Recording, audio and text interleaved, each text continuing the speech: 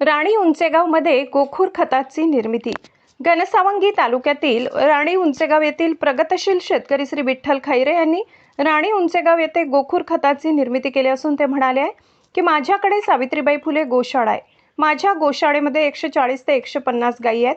ह्या गायींना सांभाळण्यासाठी शासनाच्या भरवशावर न बसता आपण या गायीपासून स्वावलंबी कसं व्हायचं व या गायीचा खर्च कसा काढायचा, त्यामुळे त्यांनी या गोखूर खताची निर्मिती केली आहे. तसेच प्रगतशील शेतकरी विठ्ठल खैरे म्हणाले आहेत की या खतापासून आपले आरोग्य चांगले राहतं, आपल्या आरोग्याची हानी होत नाही व शेतीची सुधारणा होते. तसेच पुढे ते म्हणाले की आमचं गोखूर खत हे फक्त एका एकरमध्ये टाकून बघा, जर नुकसान झालं किंवा उत्पन्न कमी झालं तर पूर्ण भरपाई आम्ही आमच्यातर्फे त्या शेतकऱ्यांची करून देऊ, अशी ग्वाही त्यांनी शेतकऱ्यांना दिली. तसेच ते पुढे म्हणाले की रासायनिक खतामुळे आपली आर्थिक बाजू बिघडते. रासायनिक खताचे भाव आकाशाला पोहोचले असून कमी खर्चात शेतीचे उत्पन्न कसे वाढेल याकडे शेतकऱ्यांनी भर दिला पाहिजे. त्यामुळे सर्व शेतकऱ्यांना आम्ही विनंती करतो की या गोखूर खताचा वापर करून आपल्या शेतीचा खर्च कमी करून उत्पन्न वाढवा, असे यावेळी त्यांनी सांगितले. ST Marathi news Maharashtra, Santosh Tadpe, Ghansawangi.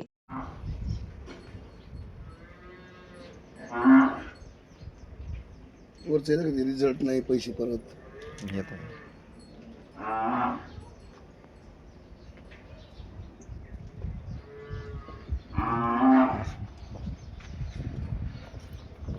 दादा, तुम्ही हे गोखूर खत बनवलं, याच्यापासून काय फायदे शेतीसाठी, किंवा हे बनवलं कसं काय याची नाही. थोडी आता सध्याची परिस्थिती जर बघितली तर शेतीला ओरिजिनल शेण खताची खूप मोठी आवश्यकता आहे, परंतु आता लोकांकडे उपलब्ध नाही. मी आता 1 वर्षापासून माझ्याकडे 150 गायी आहेत.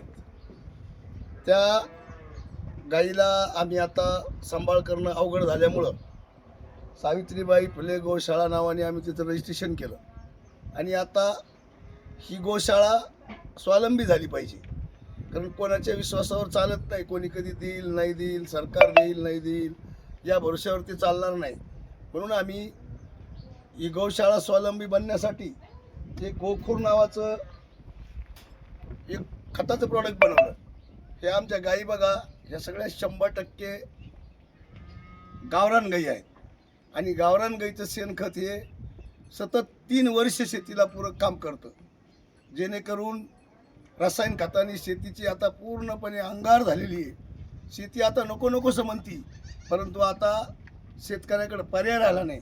म्हणून शेतकरी नाईलाजानं तेच खत टाकतो. आता महागाई एवढी वाढली, पावसाचं प्रमाण कमी आहे, तर हे जे गोखूर नावाचं खत आहे हे कमी पावसात सुद्धा पिकं भाजणार नाही आणि जमिनीला भुसभुशीत ठेवल.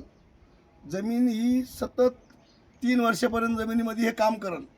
आता याची बनवण्याची प्रक्रिया अशी बनवली आम्ही की अगोदर याला वर्षभर चांगलं कुजू दिलं. वर्षातनं याला 2-3 पलट्या दिल्या JCBच्या सहाय्यानं. पलट्या दिल्याच्या नंतर त्याला सावलीमध्ये ठेवलं आणि त्यावर जीवनामृत नावाचं जे द्रावण तयार करतो आपण, त्याच्यामध्ये गूळ आणि ताकाचं पाणी टाकून सनी ते जीवनामृतचे 2-3 फवारे दिले. त्यानंतर त्याला थोडं बाजूला घेतलं काढून. नंतर ते गाईच्या खोराखाली टाकलं की जेणेकरून त्याच्यावर महिना, 1.5 महिना, 2 महिने जशी वेळ मिळेल, जशी परिस्थिती निर्माण होईल तसं त्याच्यावर गायी फिरवल्या, जेणेकरून त्या गाईचं गोमूत्र त्याच्यावरच पडलं. गाईच्या गोमूत्रामुळं त्या खताला शुद्धीकरण बी आलं आणि शेतीसाठी ज्या पद्धतीचं गांडूळ खत बनतं त्या गांडूळ खतापेक्षाही लाखो हजारो जीवाणू याच्यामधून शेतीच्या पिकाला मिळतात. आणि जर शेतकऱ्याने अशा या आज रासायनिक खताचे एक तर रेट खूप वाढले, रेटमुळेही परवडत नाही आणि पावसापाणी कमी पाऊस असला तरी याच्यामुळं नुकसान नफा हे सगळं सोबत राहतं. याचे रेटसुद्धा मिनिमम 40 किलोची बॅग बनवलेली आहे आम्ही. या 40 किलोच्या बॅगच्या आम्ही 650 रुपये फक्त किंमत ठेवलेली आहे. ही मुद्दामून शेतकऱ्याला शेणखताची आस लागावं आणि शेणखताच्या शेणखताच्या याच्यावर जर पीक आपण खाल्लं तर शरीराला सुद्धा ते खूप पोषक असतं. म्हणून आम्ही आता हे शेतकऱ्याला एक 5 एकर ज्याच्याकडे शेती आहे तर 1 एकरसाठी आम्ही जास्तीत जास्त हे 4 बॅग पुरवणार आहे. या 4 बॅग जर त्यांनी 1 एकर शेतीला टाकल्या तर त्यांनी इतर 4 एकर शेतीतलं उत्पन्न आणि 1 एकर शेतीतलं उत्पन्न हे जर त्याला कुठं घाटातोटा झाला तर त्याची भरण्याची जिम्मेदारीसुद्धा आम्ही हक्काने सांगतो की आम्ही घेतोय. कारण याच्यापासून नुकसान बिलकुलच नाही. ही प्रक्रिया बनवण्यासाठी आम्हाला नाना फना तोटा खूप मोठा खर्च आला. कारण हे बघा 22 रुपयाला ही बॅग पडली, 2 रुपयाची छपाई आहे. त्याच्यानंतर या बॅगी आणून भरण्यासाठी मिनिमम एका बॅगला 30-35 रुपये खर्च आला आणि बनवताना याला चाळणी मारून भरलेलं आहे की जे शेतकऱ्याला पेरतासुद्धा येतं. शेतकऱ्याला कुठल्याही पिकाला टाकता येतं.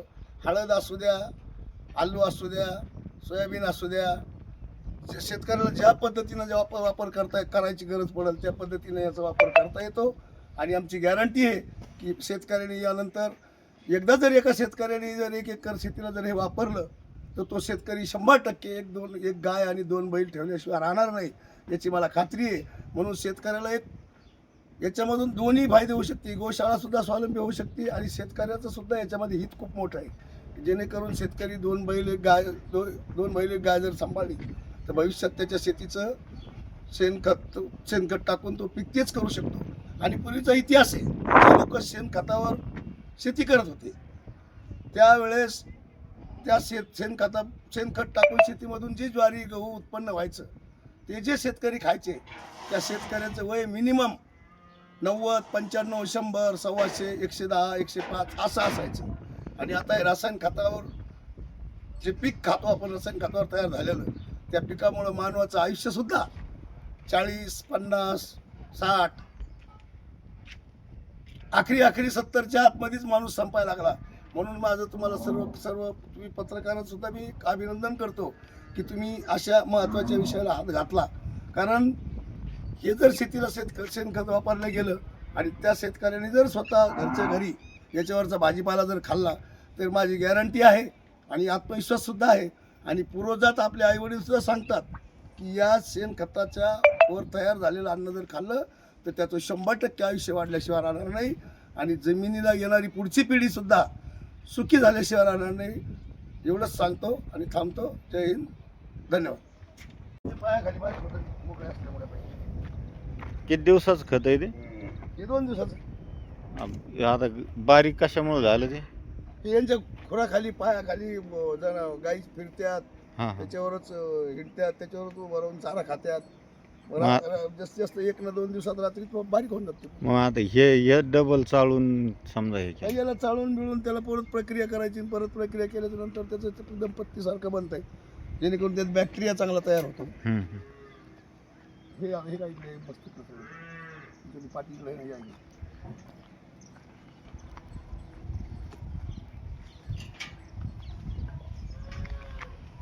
आणि आता गोशाळा या रे.